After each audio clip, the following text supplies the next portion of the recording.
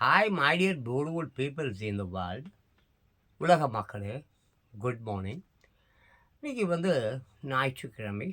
ஆமாம், தேதி உங்களுக்கு தெரியும், 27/7/2025. ஓகேங்களா? இந்த ஞாயிற்றுக்கிழமை தினத்தந்தி பேப்பரில் ஒரு இலவச இணைப்பு, ஒரு புத்தகம் ஒவ்வொரு ஞாயிற்றுக்கிழமையும் வரும். நல்லா இது தேவதை. ஆமாம், அது என்ன விஷயம் அப்படின்னு பார்த்தீங்கன்னாக்கா, பெண்களுக்கு உண்டான ஒரு இலவச இணைப்பு என்று நம்ம சொல்லலாம். இதில் பார்த்தீங்கன்னா, இப்போது நான் எனக்கு ஜான் பாஸ்கோவுக்கு எப்போவுமே நிகழ்காலம் ரொம்ப பிடிக்கும். சரித்திரம் பிடிக்காதுன்னு நான் சொல்ல வரல. என்னதான் சரித்திரம் ரத்த சாக்கடை அப்படி இப்படின்னு நான் ஏகப்பட்ட கண்டனங்கள் தெரிவித்தாலும், பட் சரித்திரத்தை நம்ம விட்டுவிட முடியாது. அதுக்காக அதையே உட்காந்து நக்கு நக்கு நக்கு நக்குன்னு நக்கின்னு இருக்கக்கூடாது. சரி வேணாம், போகலாம். இங்கே பாருங்கள், இந்த லேடி பேர் ஐ திங்க் பாரதி இங்கே எழுதியிருக்கு. அங்கே போட்டிருந்தது பாரதின்னு சொல்லிட்டு போட்டிருந்தது. இவங்களை பற்றிய ஒரு ஆர்டிக்கல் இந்த இலவச இணைப்பு புத்தகத்தில் வந்திருக்கிறது. அதை தான் நான் உங்களுக்கு வாசித்து காமிக்க போகிறேன். என்ன வாசித்து காமிக்க போகிறேன் அப்படின்னு சொன்னாக்க, பேச்சே மூச்சு அப்படின்ற ஒரு டைட்டில் இங்கே போட்டிருக்குது. எனக்கு பேச்சுனா ரொம்ப பிடிக்கும். நான் வளன்னு பேசுகிற ஆள், ஆனால் இவர்கள் அப்படி அல்ல. ஆமாம், ரொம்ப அவங்கள பற்றி பார்த்துடுவோம். இது நான் மிஞ்சி போனால் ஒரு 5லிருந்து ஒரு 10 நிமிடங்கள் எடுத்துக்கொள்ளும் என்றே நான் நினைக்கிறேன். அதனால் ஒரு நிகழ்கால ஒரு விஷயம். தயவு செஞ்சு படிக்கிறேன், பாருங்கள். இன்னொரு ஃபோட்டோகிராஃப் கூட அவங்களுடைய ஃபோட்டோகிராஃப் இருக்குது. திஸ் பார்த்துங்க. அவங்க பேர் பாரதி. சரிங்களா? அப்படியே நான் வாசிக்க ஆரம்பிச்சிடுறேன். அப்படியே கேளுங்க. பிடிக்காதவர்களுக்கு பிடிக்கும் என்று நினைக்கிறேன். ஏன்னா பெண்கள் சம்மந்தப்பட்ட விஷயம், ஆண்கள் பேசுவது என்பது கொஞ்சம் கஷ்டம்தான். இருந்தாலும் பெண்கள் எனக்கு ரொம்ப பிடிக்கும். ஆமாம், பெண்களை நான் ரொம்ப நேசிக்கிறேன். அதுவும் இந்த லேடிகள் இருக்காங்க இல்லையா, யார் இந்த பரிதாபம், ஆமாம், வயிற்று பசிக்காக உடலையை விற்று உண்கிறார்களே, அவர்களை எனக்கு ரொம்ப பிடிக்கும். நான் அவர்கள் கூட நெடு நாட்கள் பயணம் செஞ்சுருக்கேன். சரி, ஓகே, போகலாம். மேடைகள் தோறும் சொல் மாறி பொழிகிறார். சொல் மாறி என்பது மழை. மேடைகள் தோறும் சொல் மாறி பொழிகிறார் பாரதி. இவங்க தான். ஓகே, இவங்க தான். ஓகேவா? ஸோ பார்க்கலாம். அதுக்கு மேலே அது இலக்கிய மேடையாக இருந்தாலும் சரி, பட்டிமன்ற மேடையாக இருந்தாலும் சரி, மாணவர்களுக்கு தன் நம்பிக்கை ஊட்டும் கருத்து மேடையாக இருந்தாலும் சரி, அதேபோல திருப்பதி பிரமோற்சவம், திருவண்ணாமலை கார்த்திகை தீபம் போன்ற முக்கிய ஆன்மீக நிகழ்வுகளின் போது தொலைக்காட்சி நேரலையில் பாரதியின் குரல் பல லட்சம் வீடுகளை செல்கிறது. பக்தர்களுக்கு பக்தி விருந்து படைக்கிறது. ஓகேவா? அப்போது பாருங்கள், இங்கே அடுத்தது புதுக்கோட்டை மாவட்டம் திருக்கோ கர்ணத்தைச் சேர்ந்த பாரதியுடன் பேசிய போது, ரிப்போர்ட்டர் பேசுகிறார் போல இருக்குது. புதுக்கோட்டை மாவட்டம் திருக்கோண கர்ணத்தை சேர்ந்த பாரதியுடன் பேசிய போது பார்க்கலாம் என்ன பேசுகிறாங்கன்னு பார்ப்போம். முதல் இலக்கிய மேடை ஞாபகம் இருக்கிறதா அப்படின்னு சொல்லிட்டு கேள்வி கேட்கிறார் போல இருக்குது. யார்? ரிப்போர்ட்டர். அதுக்கு அவங்க என்ன சொல்கிறாங்க பார்க்கலாம். பள்ளி மாணவியாக பள்ளி பேச்சு போட்டிகளில் மட்டுமே பேசிக்கொண்டு இருந்தேன். அப்போது சமீபத்தில் மறைந்த இலக்கியவாதி சம்பத்குமார் ஐயா திடீரென்று ஒரு நாள் புதுக்கோட்டை மாவட்டத்தில் நடைபெறவிருந்த நவராத்திரி விழாவில் பேசுவதற்கு என் பெயரை அழைப்புதழில் போட்டுவிட்டார். திகைத்து போன நான் அவரிடம் எனக்கு பயமாக உள்ளது என்றேன். அவரோ, புலவர் சந்திரசேகரனின் மகளான நீ பயப்படலாமா என்று என்னை ஊக்கப்படுத்தினார். நிகழ்ச்சி நடைபெற்ற நாளன்று நல்ல மழை, திறந்த வழி மேடை நிகழ்வு என்பதால் அது ரத்து செய்யப்பட்டு விடும் என்றே மகிழ்ந்தேன். ஆனால் மழை விட நிகழ்ச்சி தொடங்கியது. நடுக்கத்துடன் தான் பேசினேன். ஓரளவுக்கு உங்களுக்கு புரிஞ்சிருக்கும்னு நினைக்கிறேன். ஆமாம், இவங்க யார் பார்த்தீங்கன்னாக்க, அதாவது ஆமா. எனக்கு பயமாக உள்ளது அப்படின்னு அவங்க சொல்றாங்க. அதுக்கு புலவர் சந்திரசேகரனின் மகளான நீ பயப்படலாமா? அப்படின்ற மாதிரி யார் சொல்றாங்க? அந்த இலக்கியவாதி சம்பத்குமார் ஐயா அவர் வந்து சொல்லியிருக்கிறாரு. சரிங்களா? அப்புறம் அவங்க பள்ளி மாணவியா இருந்தப்போ அந்த பள்ளி போட்டிகள்லாம் பேசியிருக்காங்க. இந்த மாதிரி. ஸோ, அவங்க வாழ்க்கை அப்படி தொடங்குது. அப்புறம் வந்து சரி முதல் நாள் பேச்சு அப்போ வந்து பேசுவதற்காக மேடையெல்லாம் அலங்கரிக்கப்பட்டு ரெடியா இருந்தப்போ மழை வரும் போல இருந்திருக்கு. அப்போ எப்பா நல்லா மழை பெஞ்சா ரொம்ப நல்லா இருக்குமே! நம்ம பேசுவதை தவிர்த்து விடலாமே என்று எண்ணி இருக்கிறார் போலும். அப்புறம் பாருங்க, ஆனால் கிடைத்த பேசிருச்சு மழை நின்னு போச்சு. அவங்க பேசிட்டாங்க. ஆனால் கிடைத்த கை தட்டலும், ஆரவாரமும் ஆனந்தம் தந்தன. அந்த உற்சாகத்துடனே பேசி முடித்தேன். ரூ. 100 சன்மானமும் கிடைக்க சந்தோஷத்துடன் வீடு சேர்ந்தேன். பணத்தை அப்பாவிடம் கொடுத்து ஆசீர்வாதம் பெற்றேன். ஆமா. இப்போ சந்தோஷம். ரூ. 100 கிடைச்ச சந்தோஷம். அப்பாட்ட கொடுத்து ஆசீர்வாதம் வாங்கிட்டு இருக்காங்க. அப்புறம் ஆன்மீக சொற்பொழிவுக்கு உங்களுக்கு கிடைத்த அங்கீகாரம் பற்றி. ஆன்மீக சொற்பொழிவுலாம் பண்ணுறாங்கல்ல, அதுக்கு என்ன அங்கீகாரம் கிடைத்திருக்கிறது என்று கேட்கிறார் ரிப்போர்ட்டர். அதுக்கு என்ன சொல்கிறாங்க பார்க்கலாம். இலக்கிய உரைகள், பட்டிமன்றங்கள், விவாதங்கள், சமூக கருத்தரங்குகள், நகைச்சுவை மன்றங்கள் என்று பேச்சு என்கின்ற வகையில் அந்த மாதிரி பேச்சுகள் வந்து பேசும் இடங்களில் பல வகை உண்டு. ஒவ்வொன்றும் ஒவ்வொரு வகையில் சிறந்தவை. அதே நேரம் ஆன்மீக சொற்பொழிவுக்கு எப்போதும் ஒரு தனித்துவமான இடம் இருக்கிறது. ஆன்மீக சொற்பொழிவுகள் கேட்பவர்களுடனும் சரி, பேசுபவர்களுடனும் சரி ஒரு ஆத்ம திருப்தி, அக மகிழ்ச்சி உண்டாகும் என்கிறார். பல்வேறு திருத்தலங்களுக்கு சென்று வழிபடும் பாக்கியத்தையும், பெரியோர்களின் மதிப்பையும், ஆன்மீக அன்பர்களின் அன்பையும் ஆன்மீக சொற்பொழிவுகள் தான் எனக்கு பெற்று தந்திருக்கின்றன என்று சொல்கிறார். இப்போ புரியுதுங்களாங்க? அதாவது என்ன எல்லாமே ஒன்றும் ஒவ்வொரு விதம் தானே. இலக்கியம் அது ஒரு ரகம், பட்டிமன்றம் அது ஒரு ரகம், விவாதம் அது ஒரு ரகம், சமூக கருத்தரங்குகள் அது ஒரு ரகம், நகைச்சுவை, இப்படி எத்தனையோ விதங்கள் இருந்தாலும் பேசும் இடங்களில் பல வகை உண்டு. இப்படி ஒவ்வொன்றும் ஒவ்வொரு வகையில் சிறந்தவை. நம்ம எதையும் குற்றம் என்று சொல்ல முடியாது. அப்படி பார்க்கும்போது ஆன்மீக சொற்பொழிவுக்கு மட்டும் எப்போதும் ஒரு மரியாதை, மதிப்பு இருக்கிறது என்று சொல்கிறார். அது கேட்பவராகட்டும், இல்லை அவர்களுடன் நாம் பழகும்போதும் சரி, அது வந்து ஒரு ஆத்ம திருப்தியை தருகிறது என்கின்றது போல் அவர் வந்து சொல்கிறார். ஆன்மீக சொற்பொழிவுகள் தான் எனக்கு நல்ல சந்தோஷத்தை பெற்று தருகின்றன அப்படி சொல்கிறாங்க. அதுக்கப்புறம் மாணவர்களுக்கு தன்னம்பிக்கை கருத்துக்களை போதிப்பது எவ்விதம் மகிழ்ச்சி தருகிறது அப்படின்னு கேட்குறாரு. யார்? News grabber. அவர் கேட்குறார், மாணவர்களுக்கு தன்னம்பிக்கை கருத்துக்களை சொல்கிறீங்கள்ல, தன்னம்பிக்கை. காலேஜுக்கெலாம் போவாங்க போல் இருக்குது, ஸ்கூல்ஸெல்லாம் போவாங்க போல் இருக்குது, போய் கருத்தரங்குகள்லாம் நடத்துவாங்க போல் இருக்குது. மாணவர்களுக்கு தன்னம்பிக்கை கருத்துக்களை போதிப்பது, அந்த மாதிரி போதனை பண்ணுவது எவ்விதம் உங்களுக்கு வந்து மகிழ்ச்சி கொடுக்கிறது என்று கேட்கிறார். அதற்கு வந்து இவங்க சொல்கிறாங்க, என்ன சொல்கிறாங்க பாரதி அவர்கள், ரொம்பவே மகிழ்ச்சி தரும், ரொம்ப சந்தோஷமாக இருக்குன்றாங்க. கருத்து சொல்வது அதுவும் மாணவர்களுக்கு ரொம்ப முக்கியம் இல்லை. மாணவர்கள் யார்? வருங்கால தூண்கள் ஆச்சு, வருங்கால மன்னர்கள் ஆச்சு, வருங்கால இந்த உலகத்தையே வந்து யார் காக்க போகிறவர்கள்? மாணவர்கள் தானே. இன்றைக்கி மாணவர்கள்லாம் பார்க்கும்போது ரொம்ப கஷ்டமாக இருக்குது, ரொம்ப வேதனையாக இருக்குது. இதெல்லாம் வந்து மாறணும். யார் மாற்றுவார்கள்? வாலிபர்களும் இளைஞர்களும் தான் மாற்றணும். இல்லைன்னா ரொம்ப கெட்டுக்குடிச்சா விளாடும். ஸோ ரொம்பவே மகிழ்ச்சி தருன்றாங்க. மாணவர்களுக்கு கருத்து சொல்வதில், அவர்களுக்கு போதனை பண்ணுவதில் ரொம்ப மகிழ்ச்சி எனக்கு உண்டாகிறது என்று சொல்கிறார். அப்புறம் மாணவர்களும் பேசும்போது மேடைக்கு எதிரே வருங்கால பாரத தேசத்தை பார்க்கக்கூடிய ஒரு பரவச உணர்வு ஏற்படுமா. வருங்கால தேசம் தானேங்க அவங்க. அப்புறம் பரவசம் ஏற்படாமல் என்ன செய்யும்? மன்னர்களாச்சுங்க, வருங்கால தூண்களாச்சுங்க. ஒரு பரவசம் அவர்கள் மேடைக்கு அருகே வரும்பொழுது, அவர்களுடைய பேச்சை கேட்கும் பொழுது, அவர்களுடைய அந்த அந்த உரை நடை, அந்த எல்லா விஷயங்களையும், அந்த கருத்துக்கள் எல்லா விஷயம், அதை பார்க்கும் பொழுது அவங்களுக்கு வந்து தேசத்தையே பார்ப்பது போல இருக்குது அப்படி சொல்கிறாங்க. என்னது? எதிரே வருங்கால பாரத தேசத்தை பார்க்கக்கூடிய பரவச உணர்வு ஏற்படுகிறது என்று சொல்கிறார். புதிய கனவுகள், புதிய ஆசைகள், புதிய திசையில் பறக்க விரும்பும் பரபரப்பு ஆகியவற்றை மாணவ மாணவிகளிடம் பார்க்கலாம். உண்மைதான்.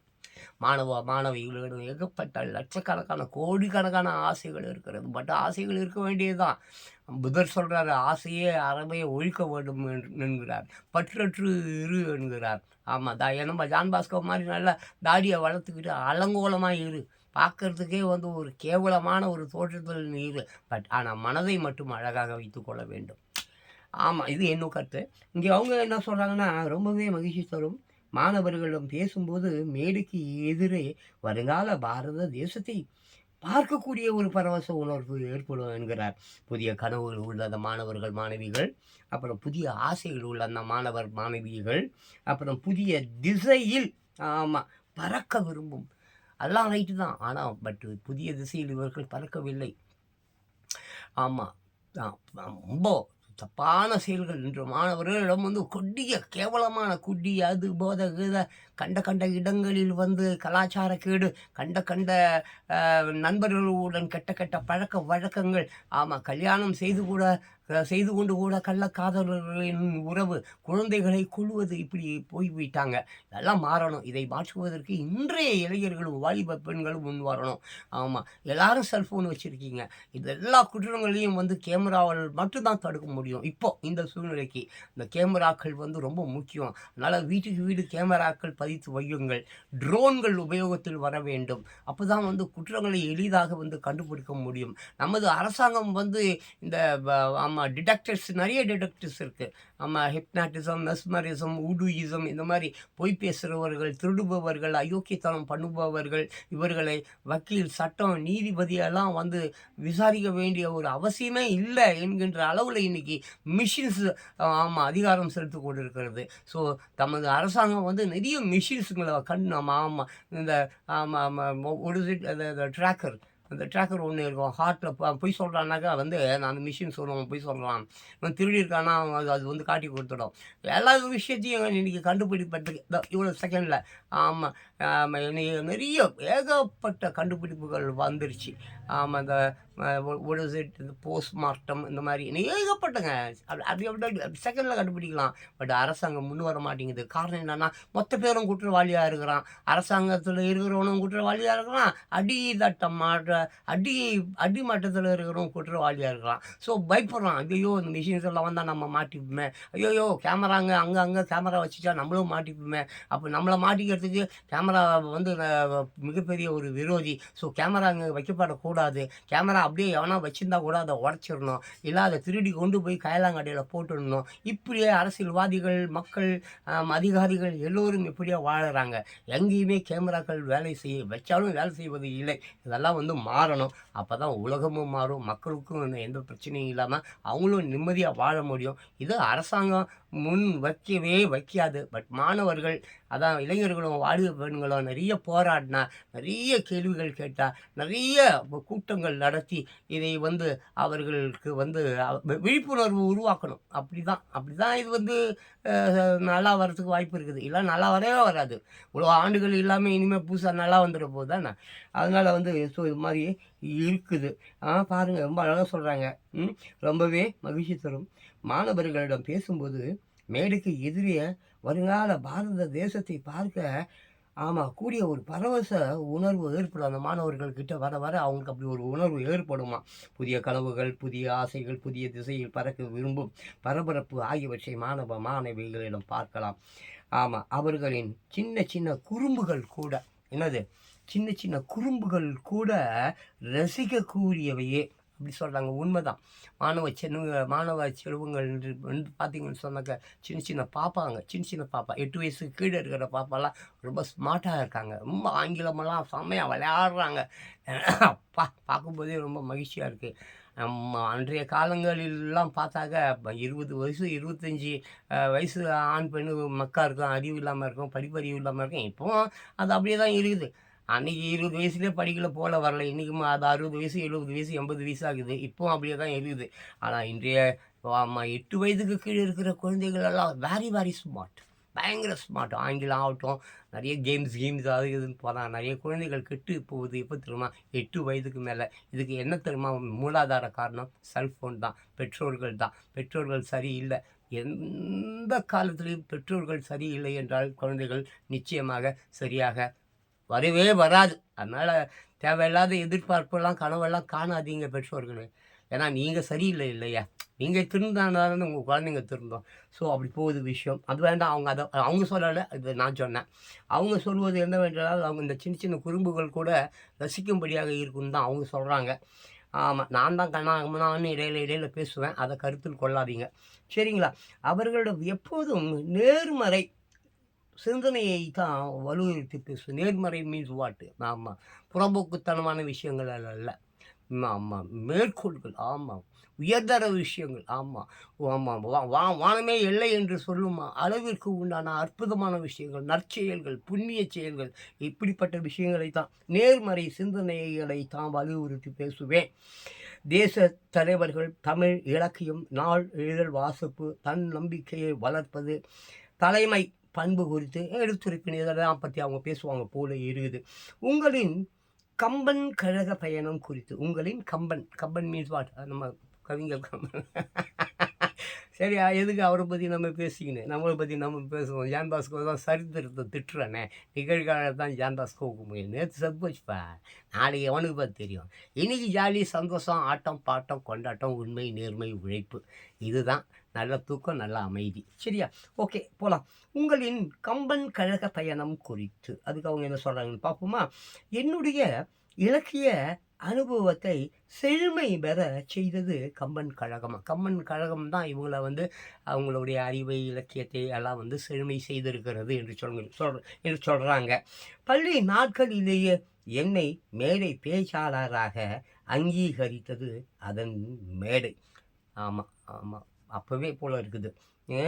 50 ஆண்டு கால பாரம்பரிய பெருமை மிக்க புது கோட்டை கம்பன் கழக மேடையில் ஏறி பேசியதும், ஆளுமை மிக்க நபர்களின் கைகளில் பரிசுகள் பெற்றதும் என் வாழ்வின் பெருமிதம்.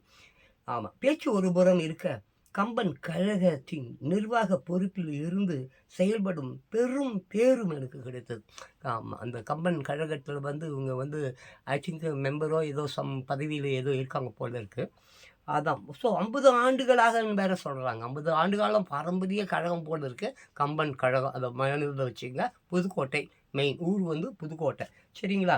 அப்போது ஆமாம், அவங்களுக்கு அது பேரும் ஆமாம் எல்லாமே கிடைத்திருக்கிறது. எப்படி? ஆமாம், பெரும் பேரு கிடைத்தது என்று சொல்கிறாங்க அவங்க.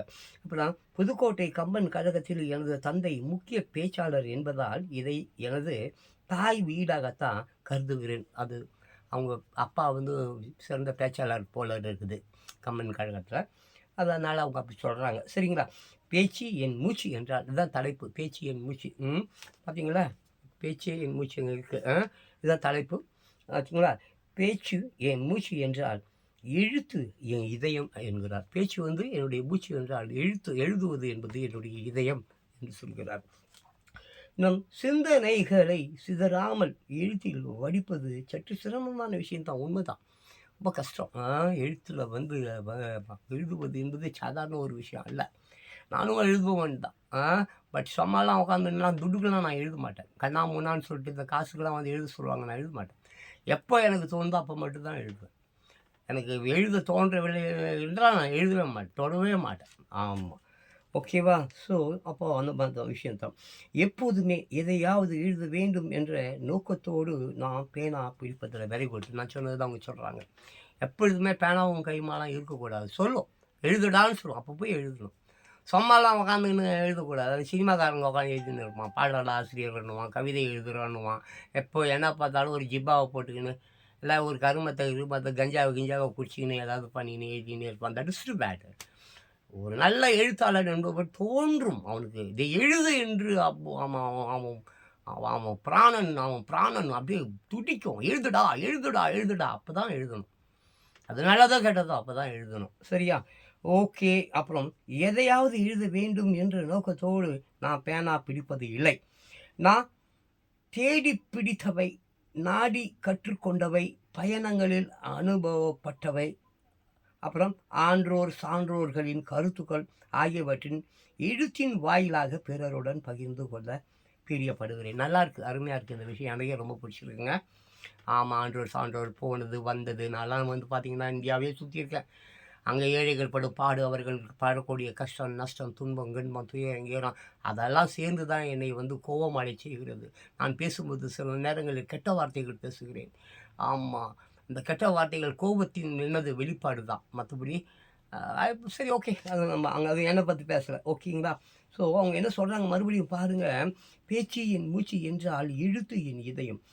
நம் சிந்தனைகளை சிதறாமல் எழுத்தில் வடிப்பது சற்று சிரமமான விஷயம்தான். எப்போதுமே எதையாவது எழுத வேண்டும் என்ற நோக்கத்தோடு நான் பேனா பிடிப்பது இல்லை. நான் தேடி படித்தவை, நாடி கற்றுக்கொண்டவை, பயணங்களில் அனுபவப்பட்டவை, ஆன்றோர் சான்றோர்களின் கருத்துக்கள் ஆகியவற்றின் எழுத்தின் வாயிலாக பிறருடன் பகிர்ந்து கொள்ள பிரியப்படுகிறேன். பேச்சோடு எழுத்திலும் பிளந்துகிட்டும் பெரு மக்களை பார்த்தால் எனக்கு வியப்புத்தான் வரும். அவர்களைப் போல நானும் இந்த இரு துறைகளிலும் எனது தகுதியை உயர்த்தி கொள்ள முயற்சிக்கிறேன். சிலர் ரொம்ப அற்புதமாக பேசுவாங்க, மேடை பேச்சாளர்கள் எழுதுவாங்க, நல்லா பேசுவாங்க. அப்படி பாடுபவர்களை பார்க்கும்போது அவங்க ரொம்ப சந்தோஷப்படுவாங்க. அந்த மாதிரி நானும் மாற வேண்டும் என்று பிரியப்படுவேன் என்கிறார். அதுக்கப்புறம் வந்து இணையம் தொலைக்காட்சியில் நேரலையில் பேசும் அனுபவம் பற்றி, இணையம் தொலைக்காட்சிகள் எல்லாம் பேசுகிறாங்க இல்லையா, அதை பற்றி உங்கள் அனுபவம் என்ன என்பது போல் அவர் கேட்குறாரு, ரிப்போர்ட்டர் கேட்குறாரு. அதுக்கு ஏன்னா அவங்க சொல்கிறாங்கன்னு நம்ம பார்த்துடுவோம். நேரடியான வேலை நிகழ்ச்சிகளுக்கு அடுத்து தற்போது இணைய வழி நிகழ்வுகளும் மிக பிரபலமாக உள்ளன. உலகளவில் தமிழ் நெஞ்சங்களை ஏற்றுவதற்கும் அவர்களுடான கருத்து உரையாடல்களுக்கும் இணைய வழி மிகவும் முக்கியமானது. தொலைக்காட்சியில் நேரலை வர்ணனை ஒரு தனி சுவாரஸ்யம், கவனத்துடன் செய்ய வேண்டியதும் கூட. இந்த திருக்கோயிலை பற்றி பேசுகிறோமோ, ஆமாம், எந்த திருக்கோயிலை பற்றி, எந்த திருக்கோயிலை பற்றி பேசுகிறோமோ அதை பற்றிய வரலாற்று புராண செய்திகள் சிறப்புகளை நாம் அறிந்திருக்க வேண்டும். நேரலையின் போக்கிலேயே தகுந்த இடங்களில் அவற்றை தெரிவிக்க வேண்டும். ஒரே நேரத்தில் பலவற்றையும் கவனிக்க வேண்டிய ஒருவித அஷ்டதாவணி வேலை தான் வந்து அது என்னது. ஓகே, புரியுதுங்களா? உண்மைதான். ஆமாம், இப்போ நேரடியெல்லாம் பேசும்போது ரெண்டாவது இந்த மாதிரி திருக்கோயில்கள் அந்த மாதிரி விஷயங்கள்லாம் வந்து பற்றி பேசும்பொழுதெல்லாம் வந்து அதை பற்றிய வரலாறு தெரிந்திருக்க வேண்டும், புராணங்கள் தெரிந்திருக்க வேண்டும். இடையிடையில் இப்போ நான் இடையிடையில் எதையாவது ஒன்று உடலையா சுருங்குறேன்ல, சம்மந்தம் இல்லாமல் அவங்க பேசிய விஷயத்தில் என்னுடைய குறுக்கீடு இருக்குல்ல, நான் எதையோ ஒன்று வளரின்னு தானே இருக்கிறேன். ஸோ இந்த மாதிரி பேசுபவர்கள், வேலை பேச்சாளர்கள் உண்மைக்கு முக்கியத்துவம் கொடுக்க வேண்டும் என்றால் அந்த செய்திகளில் உள்ள உண்மைத்தன்மை, புராணத்தன்மை, வரலாற்றுத்தன்மை அதையெல்லாம் ஆய்வு செய்து குறிப்புகள் எடுத்துக்கொண்டு அதை வந்து மறவாமல் அவர்கள் எந்த வகையான அது பட்டிமன்றமோ, நாடக பேச்சோ, நகைச்சுவை பேச்சோ, சினிமா பேச்சோ ஏதோ ஒன்று, அப்போது அந்த இடைச்சொல்கள் வந்து ரொம்ப கவனமாக வந்து என்னது அதை வந்து உள்ளே பூத்தி விட்டுற வேணும். நான் அப்படி தான் பண்ணுவேன், ஓகேங்களா? வெளிநாடுகளில் தமிழ் சார்ந்த நிகழ்வுகளில் அப்படின்னு சொல்லிட்டு கேட்குறாங்க. அதுக்கு பார்த்தீங்கன்னாக்க ஆமாம், வெளிநாடுகளில் தமிழ் சார்ந்த நிகழ்வுகளில் பங்கேற்று இருக்கிறீர்களா என்று இருக்கிறார். அதுக்கு அவங்க என்ன சொல்கிறாங்க பாருங்கள். தமிழை ரசித்து நேசித்து சுவாசித்து வாழ்பவர்களுக்கு உலகமெங்கும் வரவேற்பு வாயில்கள் திறந்திருக்கின்றன. தமிழை ரசிப்பவர் ருசிப்பவர் என்பவர்கள் உலகம் முழுக்க இருக்கிறார்கள், சரிங்களா? ஆமாம், அவர்களுக்கு வந்து அந்த வாசல் வந்து பேச்சாளர்களுக்கு திறந்து கிடக்கிறது. எப்போ வேணாலும் போகலாம், பேசலாம் போல இருக்குது. மேடைகள் கை நீட்டி வரவே இருக்கின்றன. அந்த மாதிரி வாய்ப்புகள் எனக்கும் வந்திருக்கின்றன. அப்போதெல்லாம் வெளிநாடுகளுக்கு செல்கிறோம் என்பதையும் தாண்டி அந்நிய மண்ணில் நம் அழகு தமிழுக்கு கிடைக்கும் மதிப்பும் மரியாதையும் ஆன்மீகத்துக்கு அளிக்கப்படும் முக்கியத்துவமும் மனதில் மகிழ்ச்சி ஊற்றை பெருக்கெடுக்க வைக்கும். குறிப்பாக இலங்கையில் சீதாதேவி இருந்த அசோக வனமான சீதா எலியாவில் காலடி வைத்தபோது ஏற்பட்ட ஒரு சிலிர்ப்பு அப்படின்னு சொல்கிறாங்க. ஆமாம், உண்மைதான். அந்நிய தேசத்தில் தமிழர்களை தந்திருக்கும் போது அவர்களுடன் உரையாடும் பொழுது அவர்கள் நம்ம பேச்சுக்கு கொடுக்கக்கூடிய மரியாதையும், நம்ம பண்பாடுக்கு கொடுக்கக்கூடிய மரியாதையும், கலாச்சாரம், தெய்வங்கள் சம்மந்தப்பட்ட எந்த ஒரு விஷயமாக இருந்தாலும் அதற்கு அவர்கள் கொடுக்கக்கூடிய மரியாதையை பார்க்கும்போது நிச்சயமாக ரொம்ப சிலிர்க்க தானே செய்யும். அது அவர்களுக்கும் ஏற்பட்டு இருக்கிறது. அப்புறம் பேச்சு எழுத்து தாண்டி உங்களின் பிற பொறுப்புகள், பேச்சு எழுத்து தாண்டி வேறு சில பொறுப்புகள் இருக்கும் தானே, எல்லாருக்கும் இருக்கும் தானே. அப்போது அவங்க கேட்குறாரு. அதுக்கு புதுவை கம்பன் கழகத்தின் செயலாளராக செயல்படும் நான் செயலாளராங்க. அவங்க அந்த கம்பன் கழகம் இருக்குல்ல புதுவை, இவங்க செயலாளர் போல இருக்குது. பாரதி இவங்க பேர். பேச்சு வீச்சில் இந்த ஃபோட்டோகிராஃப் பாருங்கள். பேச்சு வீச்சில். ஓகேவா? ஸோ இப்படி எல்லாம் இருக்குது. செயல்படுன்னா டெல்லி கம்மன் கழக ஆலோசகராகவும் இருக்கிறேன். டெல்லி கம்மன் கழக ஆலோசகராகவும் இருக்கிறாங்கங்க. ஆமாம், ரொம்ப பெரிய ஆள் போல் இருக்குது. ஆலோசகராகவும் இருக்கிறேன். செம்மொழி தமிழ் ஆய்வு மத்திய நிறுவனத்தின் ஆட்சிக்குழு உறுப்பினராகவும் உள்ளதாங்க. செம்மொழி இருக்குதுல்ல, செம்மொழி அந்த செம்மொழி தமிழ் ஆய்வு அந்த மத்திய நிறுவனத்தின் ஆட்சிக்குழு உறுப்பினராகவும் இருக்கிறாங்களாம். ஓகேவா? அப்புறம் உங்களின் பேச்சு பயணத்தில் பின்னால் இருப்பவர் யார்கள் அப்படி சொல்லி கேட்குறாங்க. உங்களுக்கு பேக்ரவுண்ட் யார்? உங்களுக்கு சப்போர்ட் பண்ணுறது யார்? உங்களுக்கு ஊக்கமாக இருக்கிறது யார்? உங்களுடைய இந்த நிச்சயமாக ஒரு பேக் போன் ஒன்று வேணும்ல. அப்போ உங்களின் பேச்சு பயணத்தில் பின்னால் இருப்பவர்கள் அப்படின்னு சொல்லி கேட்கும்போது, எனது அப்பாவுடன் அம்மா ஜெயலட்சுமி, தங்கை சி வித்யா வெங்கடேஷ் ஆகியோரும் எனக்கு ஒரு துணையாக உள்ளனர். அவங்க பார்த்தீங்களா, அவங்க இருக்காங்க. அப்புறம் நீங்கள் இதுவரை பெற்ற விருதுகள் பரிசுகள் என்னவென்று பார்த்து விடுவோமா? நீங்கள் இதுவரை பெற்ற விருதுகள் பரிசுகள் என்னவென்று பார்த்துவிட்டு இதை வீடியோ முடிச்சிடலாம். ஓகேவா? திருவாடுதுறை ஆதீனம் சார்பில் செந்தமிழ் செம்மணி என்ற ஒரு பட்டம். எப்படி? திருவாடுதுறை ஆதீனம் சார்பில் செந்தமிழ் செம்மணி என்ற ஒரு பட்டம். அப்புறம் திருவண்ணாமலை இறைபணி மன்றம் சார்பில் சொல்லறிவி என்ற ஒரு பட்டம். திருவண்ணாமலை இறைபணி மன்றம் சார்பில் சொல்லறிவி. ஆமாம், அந்த மாதிரி. அப்புறம் புதுகை நவராத்திரி கலைக்குழு சார்பில் சொல்லல் வள்ளல் அப்படின்ற ஒரு இது. அப்புறம் சேலம் மணமன்றம் சார்பில் வாரியார் சுனாமி விருது. அப்புறம் ஈரோடு கல்யாணபுரி ஆதீனம் சார்பில் செந்தமிழ் நெறி செஞ்சுடர் என்று. அப்புறம் தஞ்சாவூர் அருள்பணி மன்றம் சார்பில் சொல் அரசு என்ற ஒரு பட்டம். அந்த மாதிரி அது பரிசு அந்த மாதிரி. அப்புறம் டெல்லி கலை இலக்கிய பேரவை சார்பில் பாரதி தமிழ் சாரதி அந்த மாதிரி. அப்புறம் ராமேஸ்வரம் கம்மன் கழகம் சார்பில் கம்பர் கலை வித்தகர் அப்படி சொல்லிட்டு. அப்புறம் விருது உள்பட பல விருதுகளை பெற்றுள்ளேன். ஆனால் எல்லாவற்றிலும் பார்வையாளர்களின் பாராட்டும் அவர்களின் கை தட்டலும் தான் எனக்கு கிடைக்கும் உடனடி உற்சாக விருதுகள். சூப்பர். உண்மை அதுதான். எப்போதுமே ஒரு கலைஞனுக்கு இந்த பட்டம், பதவி, ஆஸ்கார், நேஷனல் அவார்டு, அது இது எதுவுமே பெரிய ஒரு சந்தோஷத்தை தராது. அவர் பேசுவதை அருகில் இருந்து பார்த்தவர், கேட்டவர் டக்கு கை தட்டுறாங்க பார்த்தீங்களா, அதில் இருக்கிற சந்தோஷம் மிகப்பெரிய சந்தோஷம். இந்த சந்தோஷத்துக்கு அப்புறம் தான் எந்த ஒரு பட்டம், பதவி எதுவாக இருந்தாலும். ஓகே அன்பானவர்களே, மை டியர் பியூட்டிஃபுல் பீப்பிள், மறுபடியும் உங்களுக்கு இந்த புஸ்தகத்தை பற்றி சொல்லி விட்டுடுறேன். இந்த புஸ்தகம் ஞாயிற்றுக்கிழமைகளில் தினசரி பேப்பரில் இலவச இணைப்பாக வருகிறது. பெயர் தேவதை. இந்த பெண்களுக்கு மிகவும் ஒரு அருமையான ஒரு புத்தகம்.